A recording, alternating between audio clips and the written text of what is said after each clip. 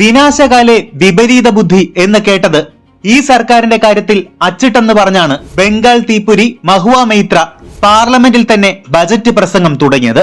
ഇതുവരെ ഈ സർക്കാർ ജനങ്ങൾക്ക് ഗുണമുള്ളതൊന്നും ചെയ്തിട്ടില്ല. ഇപ്പോഴും അതെ, ക്യാബിനറ്റ് മാറിയെന്ന് പറയുന്നുണ്ടെങ്കിലും ധനമന്ത്രി പഴയതാണ്. മുമ്പത്തെ പോലെ അത്ര തന്നെ നിലവാരമില്ലാത്ത ബജറ്റാണ് ഇക്കുറിയും അവർ അവതരിപ്പിച്ചത്.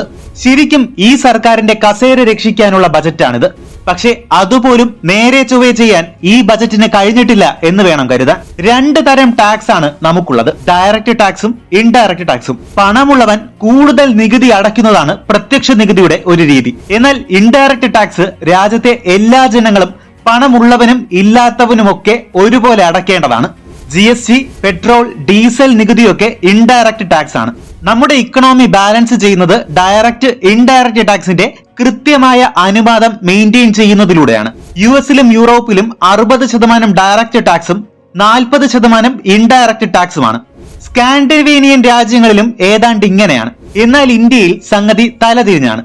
65% ഇൻഡയറക്റ്റ് ടാക്സും 35% ഡയറക്റ്റ് ടാക്സുമാണ്. രാജ്യത്തെ അതിസമ്പന്നർക്കൊപ്പം ശമ്പളം വാങ്ങുന്ന തൊഴിലാളികളും ജീവനക്കാരും ഉയർന്ന നികുതി കെട്ടണമെന്ന വിചിത്രമായ നടപടിയാണ് രാജ്യത്ത് നടപ്പാക്കിയിരിക്കുന്നത്. കോർപ്പറേറ്റുകൾ വെറും 45% ഡയറക്റ്റ് ടാക്സ് നൽകുമ്പോൾ പാവപ്പെട്ടവർ നികുതി അടച്ച് നടുവൊടിയുന്നു. ലൈഫ് ഇൻഷുറൻസ് പോളിസികൾക്ക് GST ഏർപ്പെടുത്തിയത് വഴി ഈ സർക്കാർ പകൽക്കൊള്ള നടത്തി എന്ന് വേണം പറയാൻ. രാജ്യത്തെ കോടീശ്വരന്മാർ അടയ്ക്കുന്നതിനേക്കാൾ തുക പാവപ്പെട്ടവർ GSTയുടെ പേരിൽ അവരുടെ ജീവൻ രക്ഷാ പോളിസികൾക്ക് വേണ്ടി മുടക്കേണ്ടി വരുന്നു. എന്ത് ദുരവസ്ഥയാണിത്? അടിയന്തരമായി ഇതിന് പരിഹാരം കാണേണ്ടതുണ്ട്. രാജ്യത്തെ ഏറ്റവും പാവപ്പെട്ടവരിൽ പാവപ്പെട്ടവന് നൽകുന്ന സോഷ്യൽ സെക്യൂരിറ്റി 2014 200 രൂപയായി. ദൗർഭാഗ്യമെന്ന് പറയട്ടെ, ഇന്നും അത് 200 രൂപ തന്നെയാണ്. പാർലമെന്ററി ക്യാന്റീനിലെ കട്ട്ലറ്റിന് പോലും ഇരട്ടി വിലയായി. പക്ഷേ പാവപ്പെട്ടവന്റെ സാമൂഹിക സുരക്ഷയ്ക്ക് 10 കൊല്ലമായി ഒരേ തുകയെന്നാണ് കേന്ദ്ര സർക്കാർ കണക്കാക്കുന്നത്. അംഗൻവാടി ജീവനക്കാരുടെ വേതനവും 2018 നിൽക്കുകയാണ്. നാമമാത്രമായ വർധനവ് പോലുമില്ല. കുടിയേറ്റക്കാരായ തൊഴിലാളികൾക്ക് റേഷൻ കാർഡ് വഴി ഭക്ഷ്യവിതരണം ഉറപ്പാക്കണമെന്ന് സുപ്രീം കോടതി നിർദ്ദേശിച്ചിട്ടും ഈ ബജറ്റിൽ അവർക്കായി യാതൊന്നും കരുതി വച്ചില്ല.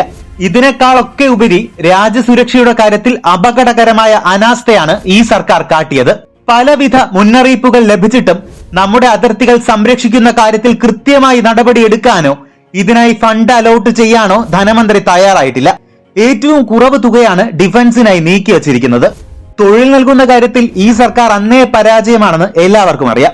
ബജറ്റിലാണെങ്കിൽ 5 കമ്പനികളിലേക്കുള്ള ഇന്റേൺഷിപ്പ് പ്രോഗ്രാമിനെ പറ്റിയാണ് പറയുന്നത്. അതായത് 57 കോടി ഉദ്യോഗാർത്ഥികൾ ജോലിക്കായി കാത്തു നിൽക്കുമ്പോൾ 5 കമ്പനികളിലായി 11 പേർക്ക് ഇന്റേൺഷിപ്പ് നൽകുമെന്ന തമാശയാണ് ധനമന്ത്രി ബജറ്റിൽ പറയുന്നത്.